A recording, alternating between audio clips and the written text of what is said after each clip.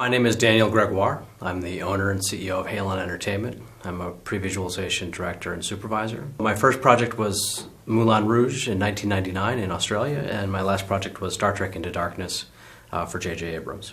For World War Z, we got started very early in the process, during the stages that the script was still in flux. We were actually responsible at first to help them try to get the film greenlit by the studio. So we started with a pitch viz and then went through the whole process through to previs, going on set, continuing the creative process, and then we actually got into post viz for Z as well. But our beginnings were months and months and months prior to the actual shoot, helping Mark Forster, the director, sort of hone his vision and to sell that to the studio so that they could get on board with his vision of a zombie apocalypse. So in the zombie genre, you've got zombies that move slow, and that's typically been the historical paradigm for zombie films. And then the more recent zombie films, like 28 Days Later, zombies are now more diseased people rather than zombies, but they're sprinters. Mark wanted those zombies in World War Z to be sprinters. He really wanted to create an energetic, high-frequency, in-your-face kind of zombie film. But he wanted to bring to it this sort of documentary, war footage, found footage type of feel with a Hollywood cinematic overlay.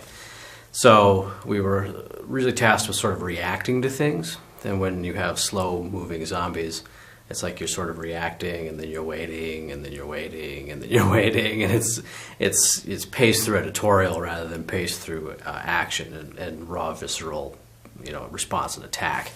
And so Mark was really pretty clear in terms of having fast zombies. Mark wanted this particular feel he wanted to borrow from sort of historical footage, found footage. And so it fell on us to sort of find these sequences. We had references that Mark had come up with, Buto dancers from Japan, dog attacks from police squads or military dogs, leading with their teeth, absolutely no regard for their physical being. And all the different departments in the production sort of took that and ran with it. The stunt guys really got into it, figure out how to actually do like live action stunts. But it was decided a week ahead of the actual shoot to not do many of the zombie attacks through practical stunts. There were still stunt people on set, but they were mostly victims getting pulled, wire pulled and stuff like that. So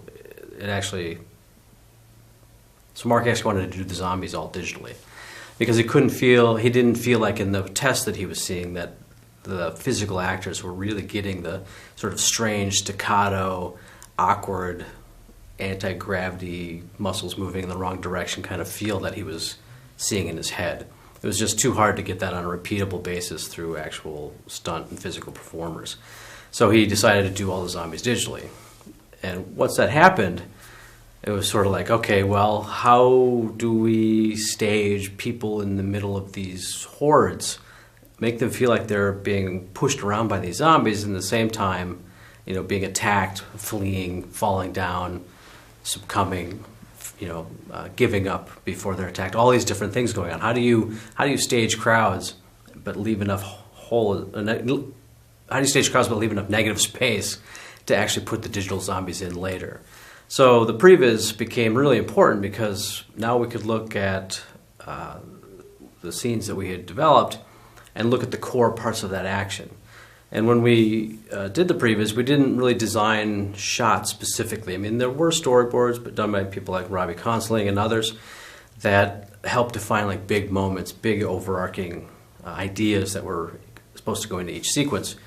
But in terms of the previs, the way we approached it was more the way you would get found footage, or the way a war documentary would shoot footage on a battlefield.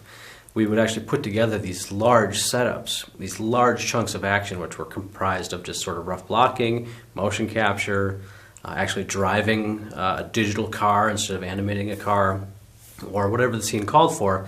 And then we'd get in there with the virtual camera and we'd actually walk through the scene. And so from previous perspective, we could never quite get the instant, spontaneous response somebody standing there with a fight or flight response would get. But we could get in and we could sort of chase the action. We could find it. We could, observe and see what would happen. And then through that process, let that wash over us, and then we could respond to it rather than coming to it with like a preconceived notion of exactly how the shots would look. So I would just let the scene play over and over. I would observe it a few times, then I'd sort of step down into it with the virtual camera in my hands, and get my overs, get my masters, get my hero shots, get my establishing shots, and then I would sort of just shoot coverage. I would just go, okay, if I was a pedestrian on the sidewalk and I had to get the phone out of my pocket, and then I'd have to catch this action, like how, I'd actually kind of fake like I was trying to be that response, or like that kid who is not old enough to recognize real danger yet, wow, car crash, whoa, check this out, dude, So I was trying to capture that through all this different coverage, and then through the editorial process, find the sequence, almost like a newsroom would cut together footage of a catastrophe, or the military would cut together war footage for documentarians, or however you want to approach that in order to really find the sequence. Some of the bigger challenges for this film involved the changing of locations.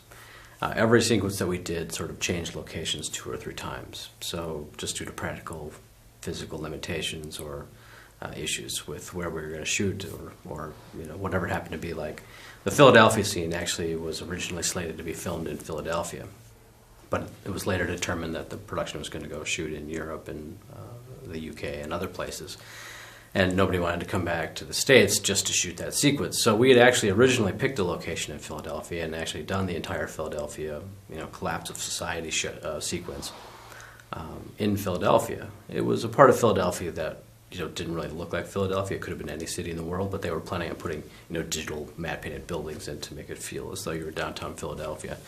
But ultimately, it was decided to go do it in Canary Wharf in London. But Canary Wharf had too many restrictions, like me just walking around Canary Wharf trying to get photography for photogrammetry and reference so we could actually build a digital set.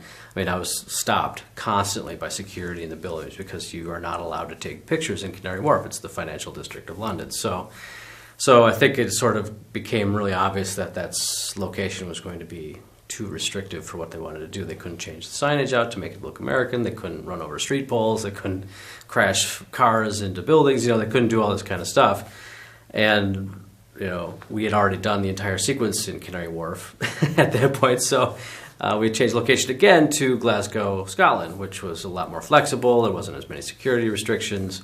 But every time we changed locations, the streets were a little bit different. They were wider, they were narrower, they were further apart. The grid that we had to work with changed configurations depending on which direction we were looking. There could be all sorts of Brad Pitt fans screaming over the barricades, so we had to be conscious not to be shooting in certain directions. And they could only shut down traffic for certain time periods, so we had to, readjust, like, where the garbage truck runs over all the things, and then Jerry crashes his car, and where he gets out, and where he runs to, and where he picks up the RV. All these things had to change spots every time we changed locations, so it became like redoing the sequence, even though it had to sort of ring true every time.